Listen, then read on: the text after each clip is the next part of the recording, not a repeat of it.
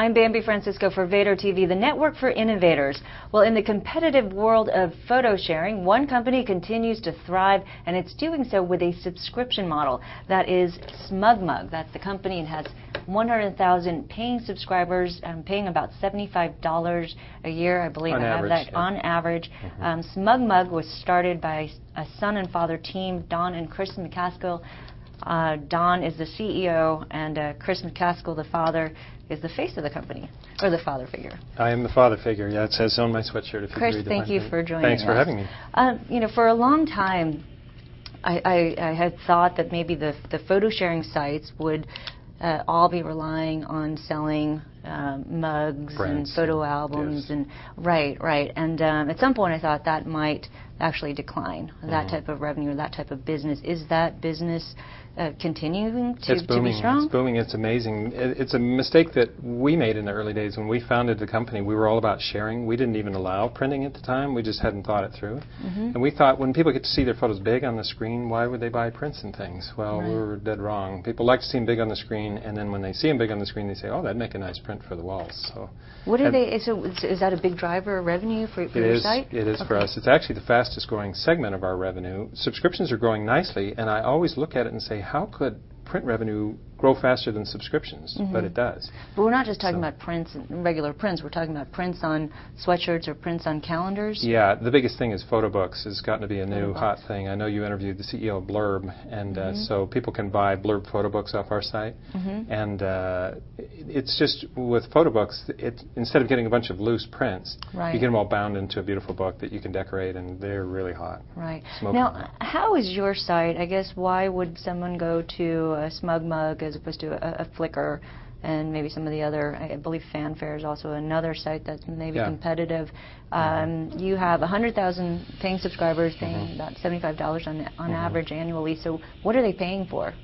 For the photos to look better. The photos are bigger. They get to customize their sites. They get a beautiful, smooth slideshow and things like that.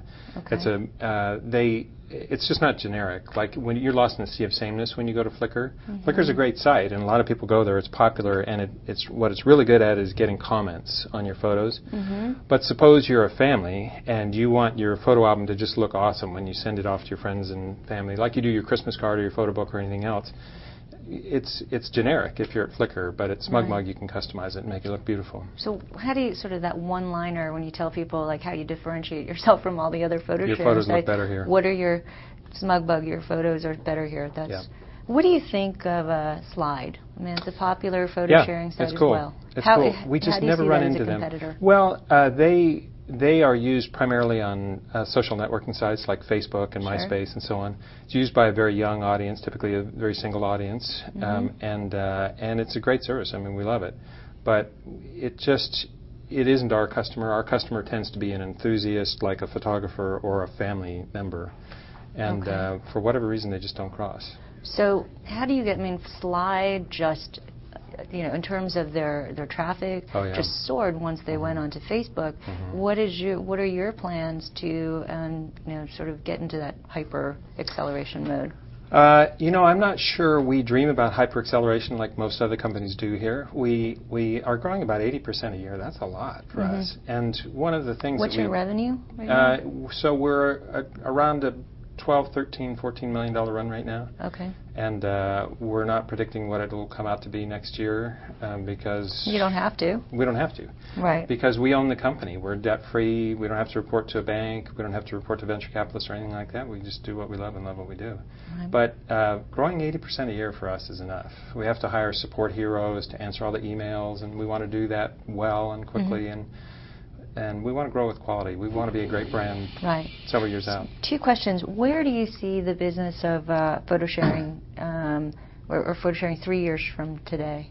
Where is it now? Where was it in Web 1.0? Where is it today? That's a very good question. Where is it 3 years from now? Yeah, so 1.0 was all about printing. So that was Kodak and Snapfish, and they're still doing well today. If you just want to print a mug or prints or something like that, they're good sites for that. 2.0 was all about sharing, and if you were young and single and interested in social networking, you went to Flickr. If you were more of a family, like you have an 11-year-old daughter, you're not going to put your photos on Flickr. If you have some concerns over privacy, so you'd come to Smugmug and you'd share with your friends and own social network, but you're not really out to build a new one. Sure.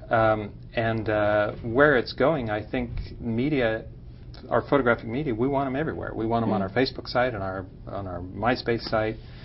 And so Smugmug has built an open API so that we play well with all the other sites. So, for example, when you upload photos to Smugmug, they get stored, backed up at Amazon, of all places. When you order a photo book from us, it gets printed by Blurb, of all companies. So, unlike the 1.0 companies like Shutterfly, where when you upload it, it's their photo book you're going to get, it's their backup you're going to get. You can't even, there's no third-party applications that work with Shutterfly. We have dozens of third-party applications that work with us. You're working with everyone. Now, as you look at sort of the big, world of photo sharing companies, and particularly public ones like Shutterfly, what do you think that, and this is what do you think that you're doing, that they need to be doing? What do you think that they need to be concerned about? What are the disruptive technologies that are going to hurt these companies? That's a very good question. I suppose, I've always thought that disruptive technology would be really great sharing, where you can see photos big on the screen and you're going to order less prints. I thought that would be disruptive to Shutterfly.